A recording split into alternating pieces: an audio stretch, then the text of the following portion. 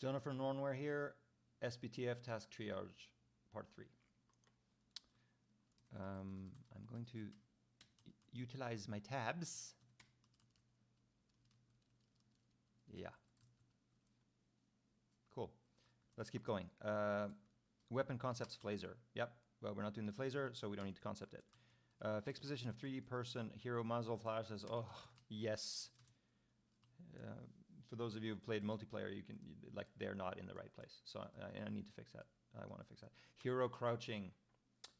Start the timer too. Hero crouching. People are thinking, oh man, look, you don't fit in the, side by side in the corridors, and you shoot each other and all. It's by design that you can do. That the friendly fire is there. You can turn it off, of course. But the idea to crouch so people can shoot above your head and stuff. It's technically the case that you can actually fit side by side. I think a corridor is 16 units, game units wide, and a player is something like less than that. And even two players, the radii of two players, there's even space you could fire between them technically. So that's not, motivation enough for that reason to be able to, avoid, stand close together and fire. The main reason, and I admit, this seems embarrassing, but the main reason is that I don't have an artist right now who at all. I can't. I have the originals, obviously, like I think the FBX file for the hero that Yuan designed for us, which I'm very happy with. But I don't have personally have the capacity to make a new animation. I can't animate him. So that's the main reason why it's not happening. I don't see a real gameplay reason for it, and generally if there's no real gameplay reason for a relatively expensive piece of development, I won't do it. So you won't get hero crouching this time. Sorry about that. Also requires more buttons, keys, which is not a problem on PC, but it's a problem for local co-op with the Xbox controller, which is a little bit maxed out. Probably not maxed out, but close to maxed out. So no, reasons not to do it. Integrate animated fan prop animations in general. Talked about that, not doing it. Swap out HUD visor pattern when downloading. That's a little bit interesting because it needs, it gives a little bit of clarity, but I'm gonna even kill my own darlings not doing it. Unreal 1 light flares. Yeah, that was really cool about the first Unreal, and this is like granddaddy days. They had like screen space sized lights, so it was really cool. Like you walk around the corner, and you saw this light in the distance. It would like really, you would see it very clearly. It was like this big lens flare that would like cover the whole screen, and then as you walked closer to it, you realized that that lens flare size didn't change. So it was like a sort of faked screen space or sort of camera in lens thing. I thought it always looked really moody and cool. The way that I don't really have any point lights like that. I mean, I guess you could certainly add them to certain, in the editor, like as geometry. I don't know, is it worth looking into? What it requires is doing actual tracing versus geometry to see, can you trace from the viewpoint to that light, and then because otherwise you'd see them through walls and stuff. Who misses it? Like, oh, I like the idea, but kill it. Reactor access warning. Yes, that's along the lines of that one even. Let's make this clearer.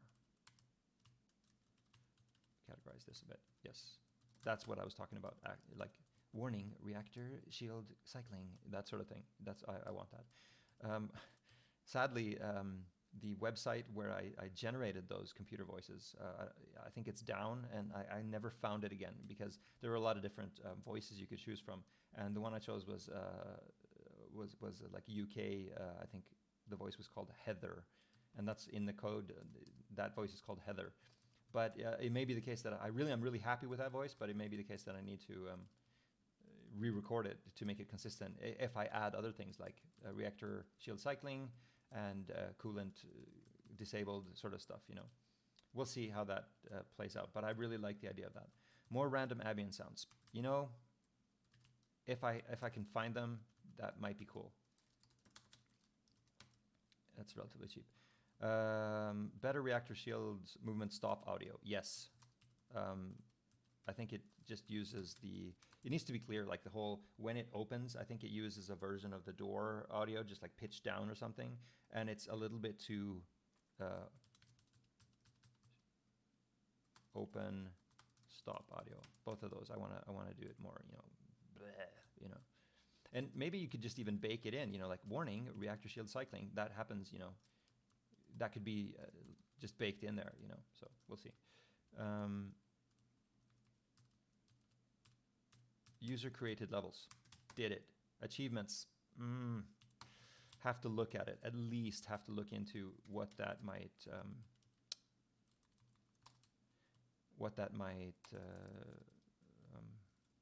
decide. What that might entail. Oh, come on.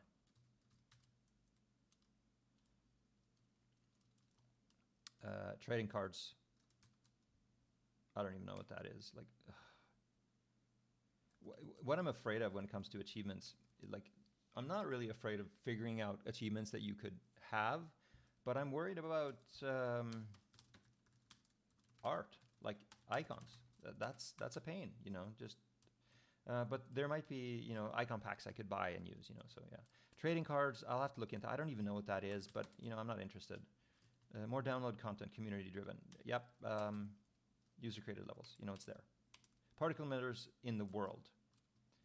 Well, I did put in the.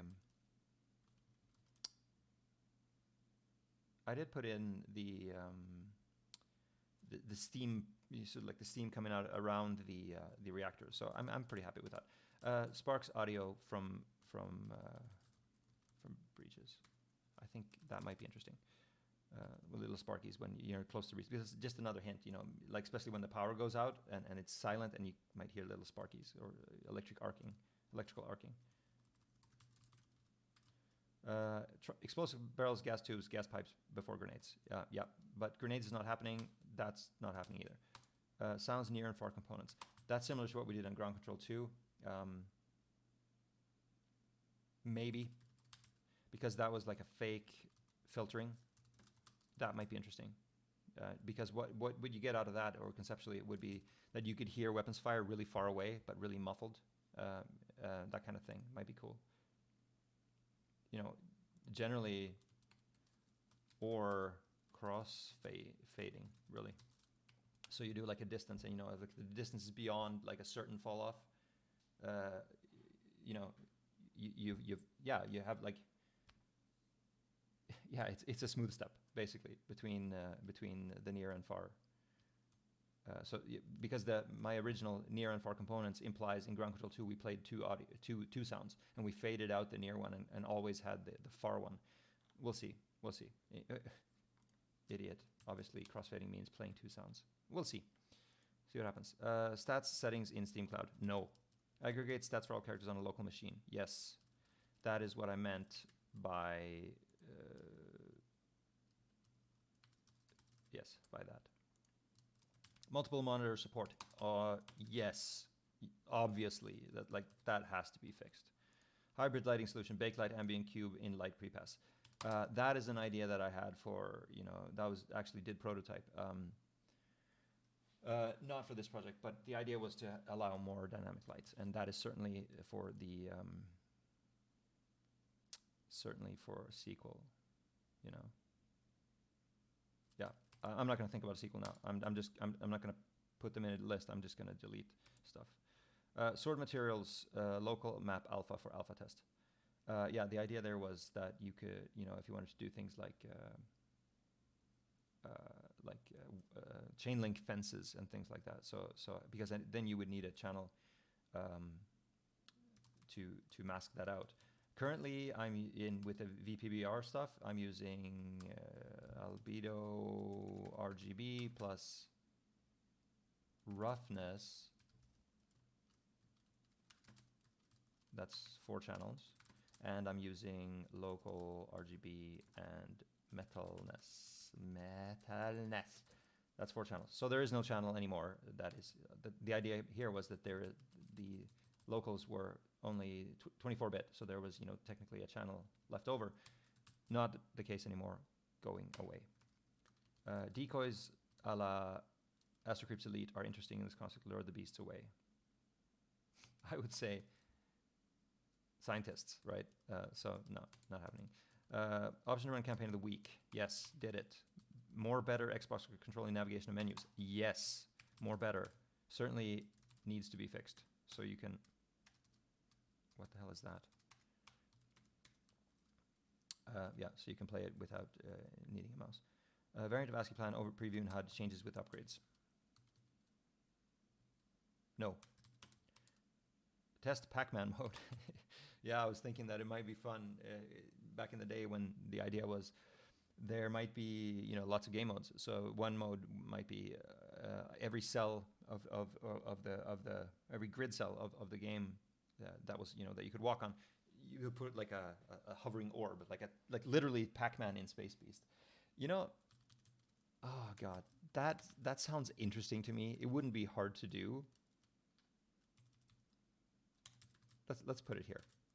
I think that would be fun, So basically, it's you have to touch all the grid squares and then get out. That might be fun. May or may not happen, but it sounds fun. Rector shutdown opens all doors. Users cannot close them. Yes, that is something that I want to do really soon because it seems interesting. Like to differentiate the reactor overload.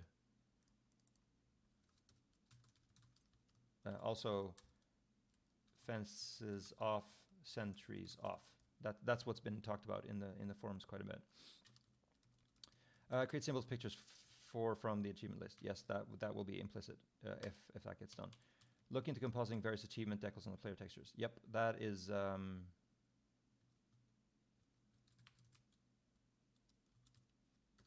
There. Maybe. Blood splats in view when you're dying of xenomorph. Particle system takes care of that enough. Reworked scoring calculation for leaderboards. Leaderboards for single missions are gone. Campaign of the week has a completely different algorithm. Yes. Respawning reinforcements via teleporter station. Not necessarily. Small skull and maps show where a teammate has died. Not interesting anymore because of reinforcements. Better airlock and mission detection.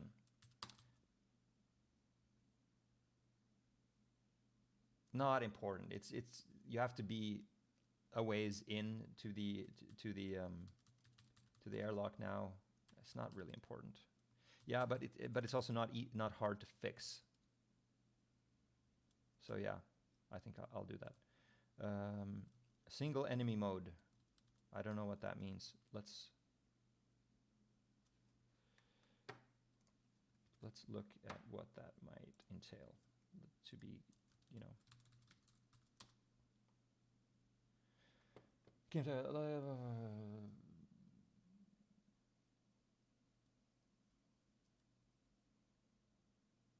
create a game type with only one unkillable crawler stalking our heroes.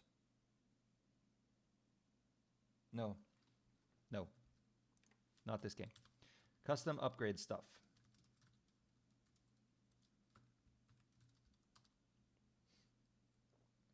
Locked upgrades and some other ideas. Mode without ranking. You pick all your upgrades before the match starts. You don't get any upgrades except those you picked. That's very close to what I did for kit mode. And I have more ideas about kit mode. So I'm going to say expand on kit mode. User designed kits. I think that's still worthwhile. Because kit mode is just my kit, and I really like, I've been playing this for a while, so I was getting tired of some aspects of the game, and I designed a kit which is very it gives a certain flavor to gameplay, a certain fast flavor. And what's interesting about it is because you have certain upgrades and only those upgrades, and not because, as many of you know, there are upgrades that have like a sequence. Like you get version 1, version 2, version 3, version 4. And in this case, I chose like you get like max ammo capacity, which is version 4 or whatever. But what's fun is now with the emergence of the rule that you can lose upgrades because of damage. What can happen in kit mode is you have 900 ammo capacity, and then you get that knocked out, and you go back down to the first one, and that's really fun. So it's really punishing in kit mode when you lose some stuff, and of course in kit mode you can't get regular upgrades. So I thought that was I think there's a lot. I don't think people understand really the potential of kit mode. So I think it's one of those things that I just have to put it in there, and then we'll see what happens. Time.